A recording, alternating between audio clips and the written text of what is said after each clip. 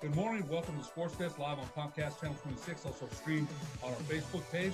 I'm your host, Ed Nunez, along with our producer, Alden Iowani, who does an outstanding, fantastic job for us. Our special guest today, Cleveland boys soccer coach Shaun Gill. They beat Centennial 2-0 on Saturday to win the 6A boys championship. Coach, welcome to the show. Thank you. I appreciate it. You know, Coach, I don't think I mentioned in our opening as the 12 seed. The 12 seed, it's a grind.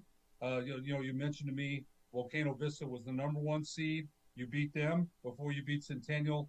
It's something to be proud of for sure, because when people look at the brackets, you look at the 12 seed, and you said that you went back and looked, and you're not sure if this is the first time a 12 seed won the state championship. So there's a lot to celebrate out there at Cleveland High this week for sure. Exactly. It was the boys bought in, and it was a really, really fun ride. The trying to just enjoy it, and the boys bought in from as soon as they announced that we were the 12 seed. They owned it, and they're like, we're the 12 seed, nothing to lose, let's go. And they did. They went and took the whole thing. You know what, Coach? I think you have to have that attitude, right? Because when you're at that 12 seed, a lot of people are looking and saying, "Well, there's the 12 seed. We should beat them, right?" They probably are. They're seeding for a reason, right? And Right. coach and teams probably said, "Hey, they don't think an easy draw, but they're thinking, hey, that's the 12. We should win that, right? We should win." And your overall record 13-6-5. Your district record was only 2-4-3, right? We were Talk we a little were bit. we were I'm sorry. fourth district. We weren't. We barely got in. We were the last team to get in, and it went down to criteria, and I believe we got in above El Dorado and Rio Grande just due to some of the criteria points. We'd beaten one or two district champions across class. We had beat Sandia Prep, and we'd beaten Los Lunas, so that voted in our favor. But the killer was that we were fourth in our district, and both of them had a better district placement than what we did. And so came down to record and coaches' input and head to head. And so we squeaked in with the one or two more criteria points. And like I said, the boys just owned it and ran with it. You mentioned a win over Sandia Prep on September 9th, a 2-0 win over Sandia Prep, who just won, I believe, their second straight or third straight championship. Third, yep. Third straight on Saturday.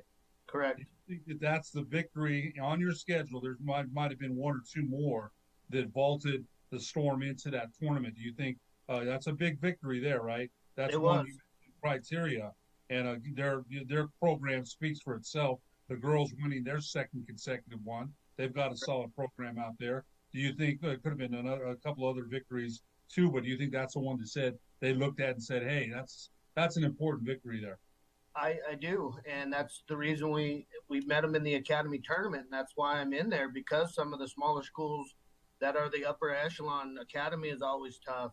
And we saw we played Los Alamos the very first game of that tournament and beat them, and they won district. And then the second game we beat Sandia Prep, and they're always upper echelon in 3A and winning. I think Tommy, I spoke to him on Saturday. I think that was his 14th state championship at Wow. Sandia Prep, and third in a row. So the reason we go to that tournament is so we can get some of those non 5A and some really good competition, and that's really what saved us. And we told the boys, I was like, these are seeding criteria points here, even though we're in a tournament. But that's, guys, we need to win some of these games because it helps us in the end. It helps us, and it came true this year. So your own thinking too, when seeding and selection comes on, right? It's coming the show. What are your thoughts? Are you thinking, hey, we're in for sure, or it could be? No, I was sweating. So you weren't even sure you were in the tournament. You weren't even. No, sure. I didn't. I was sweating it. I was sweating it bad. I was not a happy person for 4 or 5 days until that Sunday when they announced it, and then once we finally, I was hoping, and I I thought we were going to get in. I thought we had enough points to get in. And when they finally announced it as a 12 seed, that just kind of we rallied around it and went for it. Okay, so you lost to Volcano Vista twice. You had a tie with Volcano Vista at the end of the year, right? Tie Yep. with Rio Rancho, tie with the Trisco Heritage, a win against Cibola, loss against Volcano Vista, and that's when you start the tournament. So I can see you thinking what you thought. I can see that. I can Oh, see that. we were dead. Right. We were dead ship in the water. We and coming in fourth out of district, I'm like, there's no way they're going to take all four teams out of our district, even though we have a really tough district. I'm like, we're fourth team in district, and everybody else, the second or third seed in some of these other districts. I was like, yeah, we're just.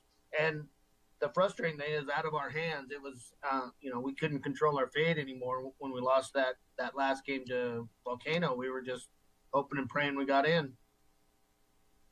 And that's amazing because I've coached, I've been around athletics, and you know what I think I've always said this to any coach that's been on the show: wins, you love them, right? But you're always saying, "Darn it, we got to clean that up. You don't enjoy, right?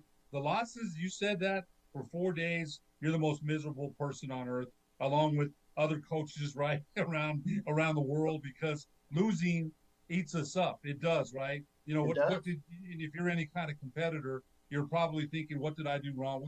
What can I do better? It's all on you, right? You're thinking, and it's not sometimes. Sometimes it's, we're human. Humans make errors. They're not Yep. perfect. So I can see, your mindset and thinking that, hey, I'm not sure what's going to happen here, which makes this championship run even better, Oh even yeah. more enjoyable, right? Because 2 weeks ago, you're not sure. You're at home like you're watching the selections, I did. right? I did. I logged on. I'm like, come on, please, just give us a shot, give us a chip Wow. in a chair. And you said that. So the kids, you said the boys owned it. So when you got that 12 seed, what was the men that you were they disappointed with that seed, glad to be in, or as you said, just said we've got this, we've got a chance. Well, and I've always made it a point to be honest with them, and that's what I told them. I said, guys, I hope we're in. I think we're in. Numerically, we should be in, but there's always a chance that somebody has another criteria point over us that I didn't see or came out of left field. So I'm like, I think we're in, guys, but I have no idea. If we do get in, we're the 12th seed, and we've got a long road to hoe, and we're gonna be on the road for 2 weeks, and it's gonna be a tough. I said, but the light at the end of the tunnel is, guys, for the first time really in soccer, I said, we're hosting the state tournament. We do this. We could play our last game in our home stadium, and they just went nuts and owned it. And they were just like 12 seed. What they did, they really did. They owned it. They'd go around and practice and everything. They'd keep, flash me. We're the 12 seed. We're the 12 seed. And I'm like, yeah, I know, guys. We got a lot of work to do. Let's go. You know what's up? Lightning Bolt Stadium to me is amazing, right? I've been out there for many football games, and the cannon still kind of boom. That always had me jumping, right? Gary Chavez does a great job as the PA guy. Here comes the Cleveland Storm. Nobody does it better than him, right? Nobody does it better. So having that again, okay. So let's go on the road with the Storm here, beating Albuquerque High 1-0. Hobbs, you played them earlier. You beat them in penalty kicks, then, right? They beat us in penalty kicks, and then we returned the favor when it counted. Right. Okay, so you beat them on the 29th. And then this one here, Volcano Vista. I want to talk about that game because you had 2 shots on and then a tie, right? 2 losses and a tie. Right. Okay. Correct. They're ranked number 1, right? They're the number 1 seed. And how did you approach it in a different ways? Defense, more shots on goal, denying them shots on goal. What was the strategy? Well, since this is the 4th time we played them, we knew them very well, and they knew us very well. Didn't spend a lot of time with the guys just because they know them. They know all the kids up there. They play club with them, but we've already seen what they had, and so we didn't do a lot of film sessions. We just I just showed them a couple things that we needed to clean up defensively. I said, guys, we've got to play a complete game. So we've got to eliminate this, this, and this on defense because they're going to go kind of be doing this, this, and this.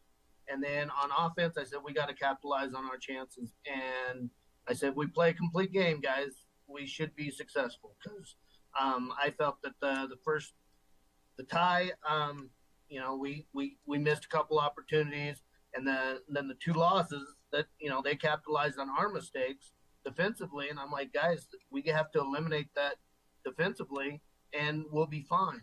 And that gives the offense the confidence to go forward a little bit, and we can get numbers forward, and we can score on these guys. Because I saw some of their stuff. I was like, we can score this, this, and this, but we've got to play a sound defense and give us a chance in order to build up the field and do that. Tell you what, they must have believed, because sometimes mentally, you know this, you've been around athletics a long time. We lost two when we tied, right? Sometimes it sets in mentally, can we beat these guys, right? And we beat them, right? So your message to your team must have really resonated, because, again, if I'm Volcano Vista, I'm like, we got this.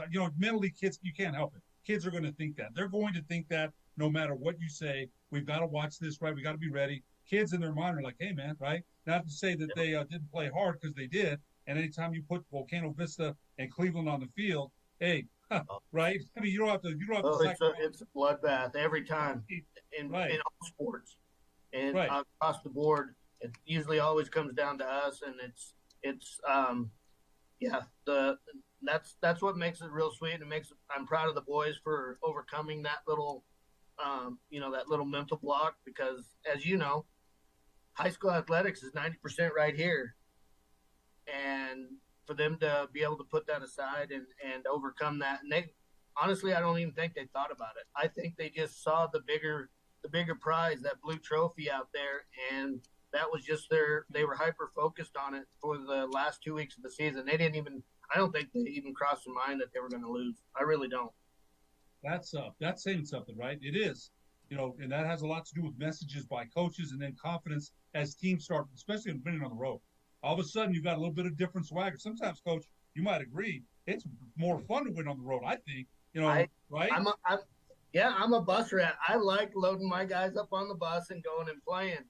And so, that thing down when we went to Hobbs, I'm just sitting there grinning. And, they had to get up early, whatever, and all of that mess, and worried about the guys getting there on time. But they were all there. They were all on time, ready to roll. And we get past Vaughn heading towards Roswell, and I just started. I was like, "This is cool. I'm with my guys. We're going into a hostile environment to potentially win a game that'll get us into the semifinals. What's better than this?" That's what it's about, I think. Sometimes, right? You go to a different place, and it's always good to win at home, right? But going on the road and silencing all the fans, wow! I think that's, to me, sometimes even better. Coach, we're going to take a break. When we come back, we've got some highlights of your 5A championship against Centennial after these messages on the sports desk. Awesome.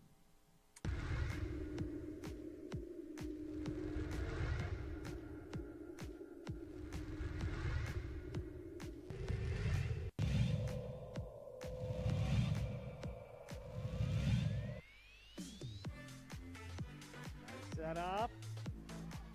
Rain almost gets the kill out of it, and then it goes in just over the net. Couldn't high point that ball.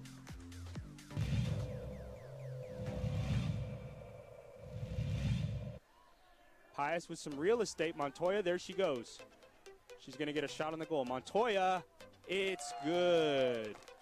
First goal of the game is the senior, Natasha Montoya, for her 20th goal of the season.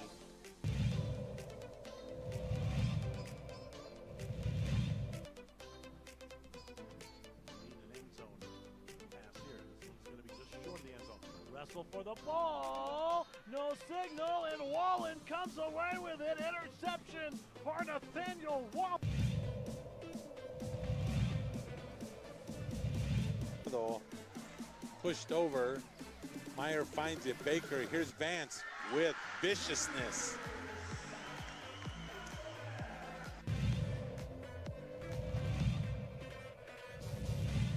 Good save by Ruiz. Scooped over by Elbow. Trinity Carpenter finishes the sack. So the Huskies take second.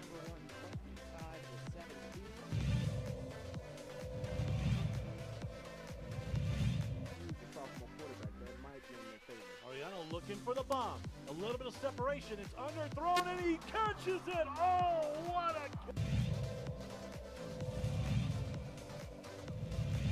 26-25, and that's an ace. And that's set number 3 going to Cibola, 27-25.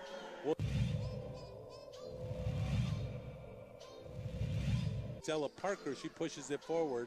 Myers there, Baker, Vance, done. Vance with the victory shot, and Rio Rancho wins 3-2.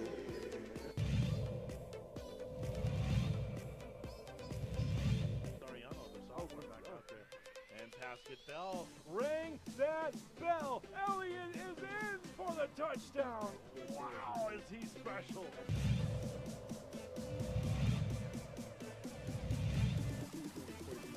I'm glad you came around. He is.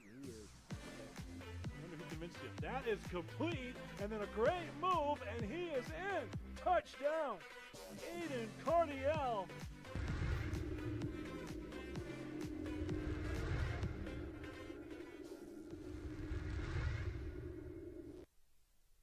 We would like to thank the following sponsors for making this broadcast possible. Don't sacrifice quality of flavor when you're in a hurry. Golden Pride offers ribs, fried chicken, green and red chili breakfast burritos, and Frontier Cinnabons. 4 great locations, or visit us online at goldenpride@abq.com. Golden Pride Barbecue Chicken and Ribs, proud supporter of ProView Sports Network. We here at Clark's Pet Emporium welcome you to bring in your pets. We know that having your pet with you makes the experience of shopping for them even better.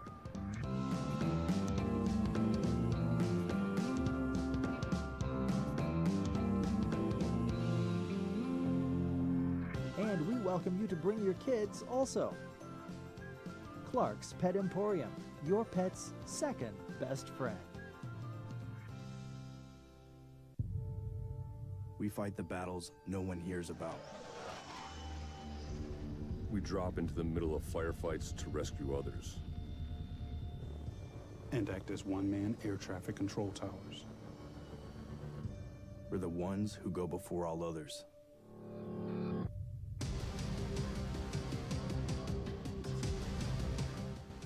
U.S. Air Force Special Warfare are proud supporters of ProView Sports.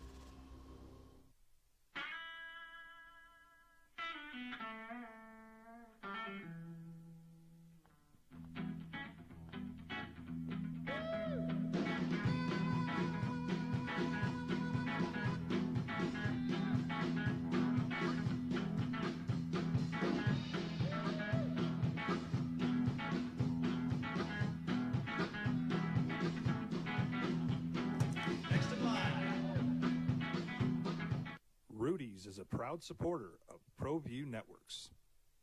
As a mom, I try to make the best choices for my family and our health. That's why I choose Western Sky Community Care. It's a Medicaid plan with quality health coverage and special benefits like Boys and Girls Club membership credit, additional dental benefits, and wellness and support programs. I decide which Medicaid plan is right for us. I choose Western Sky Community Care. Learn more about Western Sky Community Care by visiting discoverwesternsky.com today. Hi everyone, my name is Master Sergeant Jacob Groves. I am a Air Force Special Warfare pararescueman. Air Force Special Warfare are proud supporters of ProView Network and New Mexico Youth Sports. Air Force Special Warfare operators are critical thinkers. They maintain a high level of fitness, they take initiative, and they don't quit. For more information on Air Force Special Warfare, contact me at the number listed below. U.S. Air Force Special Warfare are proud supporters of ProView Sports. Well, I'm going to the frontier, walking to the cashier, order up a root beer and a number one. Cover it with green stuff, one scoop is not enough. Find a booth is real tough, back by the Duke. Meet my family, meet my friends in the quirkiest restaurant I have ever been. All about Albuquerque's favorite spot. It's the Frontier Restaurant. The Frontier Restaurant is a proud supporter of ProView Networks. Welcome back to the Sports Desk live on Comcast Channel 26, also streamed on our Facebook page. I'm your host, Ed Nunez, along with Cleveland boys soccer coach Shaun Gill. His Cleveland Storm beat Centennial 2-0 for the state championship. And again, Coach, I'm getting psyched up just listening to your story, man. I've been around sports for 50 years, and a number of different. And I'm blessed to have been. I love watching kids compete, man, and I love watching kids, especially when they've been told, "Hey, you're the 12th seed," and you kind of are thinking, somebody's thinking we're going to beat them. That's the 12th seed, right? We should have an easy time, and there's no easy time in the state tournament. We all know that, no matter what level it is. I want to ask you this question. We're going to get to some highlights here of your game that one of our announcers, Aaron Rivera, did. But after you beat Volcano Vista, right? You beat Volcano Vista in the semis. Then it's the final. Was there any letdown? Because sometimes you beat Volcano Vista, you slay the dragon, right? The number one. You slay them and you beat them, and you hadn't beaten them. You lost twice and you tied, right? So sometimes there's an emotional letdown because you beat them. Everybody's like, man, great, got one more to go. Did you feel like, and you beat Centennial 2-0? I'm guessing there wasn't. No, there wasn't. Our mental lapse and letdown was actually after the Albuquerque High game, and we came to practice after that game, and they were like you said, mentally just kind of emotionally done, and they're like, "Oh, we proved ourselves," and I'm like, "No, you guys, we're going to Hobbs, and you have no idea what you're in for." And so we just we had to sharpen our skills up a little bit, and when we went down there, beat Hobbs, from then on it was just really kind of on cruise control because they were bought in and they knew exactly what they needed to do and what the the big prize at the end of the tunnel was, that big blue trophy, and that's all they had their sights on. There wasn't, after we came back from Hobbs, they were just like, one more, we got one more, guys, and they were just resonated around that, and that was they were hyper focused on getting that blue trophy. It's again, people don't understand unless you've been in the field of battle, right? And again, that's respect to everybody.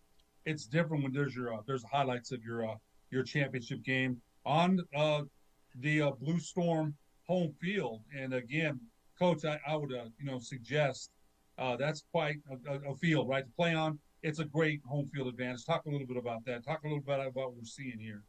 Well, and that's we voted on it. All the soccer coaches, NMAA put it out back in May of where we wanted to have the site, because during COVID we moved away from Bernalillo Soccer Complex, which had been out there for 8 to 10 years, and so moved it to UNM for both of the COVID years. But since UNM girls were hosting the Mountain West tournament, we couldn't, and so NMAA just put it out there to what kind of surface and where everybody wanted it. And so it just, back in May, they voted an artificial surface in the metro area. Well, I figured that was either us or Rio Rancho.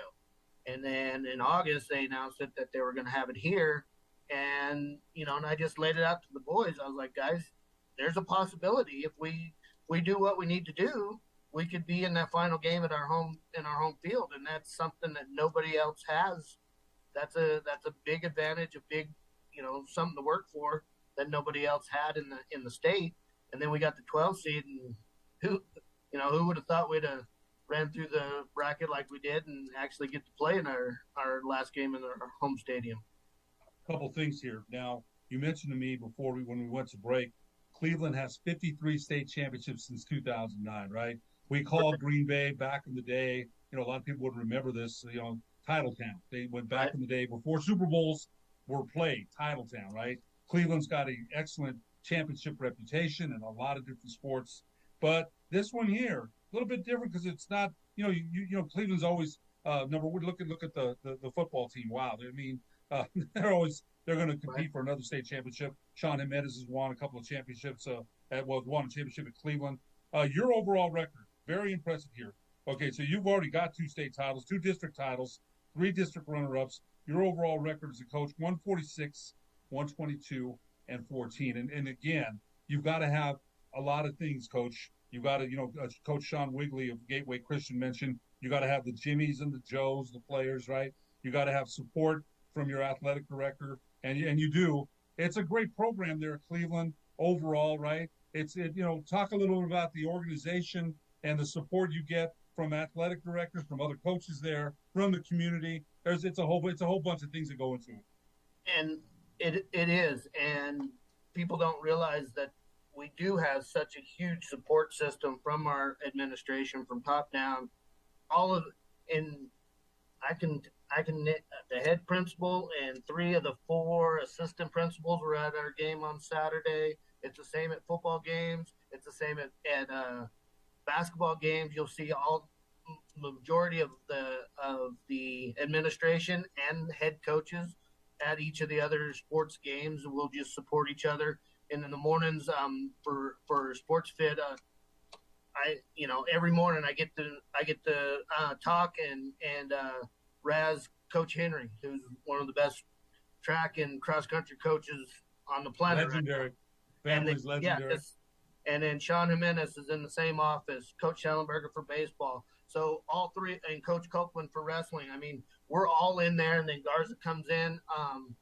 So we support each other and hang out, play golf together. It's not the animosity and dog eat dog world where at some high schools, everybody's their own little island and they just mind their own business. We really do have a network here where we support each other. We encourage athletes to play other sports, and the administration has supported that and actually encouraged that. And I think that's a big reason why we're successful. Matt Martinez, our AD, he is 100% behind us, whatever we need. And that goes all the way up through Scott Athenstranger, our head principal. And it's incredible. And we get, it's special, and people don't really believe it. They're like, oh no, come on, football, soccer really get. And I'm like, yeah, I got along great with Heath, and I get along great with Coach Garza. I mean, he was in my office this morning during Google Meets, just hanging out, and I always go to his office, and so we're all friends and we're all supportive of each other, and it's a big reason why we've been so successful. Coach, a couple minutes left. Talk a little bit about, we've got stats here, but I want you to talk about what the key players you had, during this run, during the whole season, both offensively and defensively, who might have been your leading goal scorer, your goal keeper, your key players on defense. It's a team effort. Talk a little bit about both sides of the ball for the Cleveland Storm.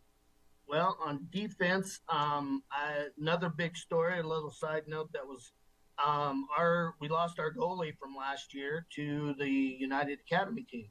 And since they do a non-compete clause, he chose to play with the United Academy and not play this year for us at high school.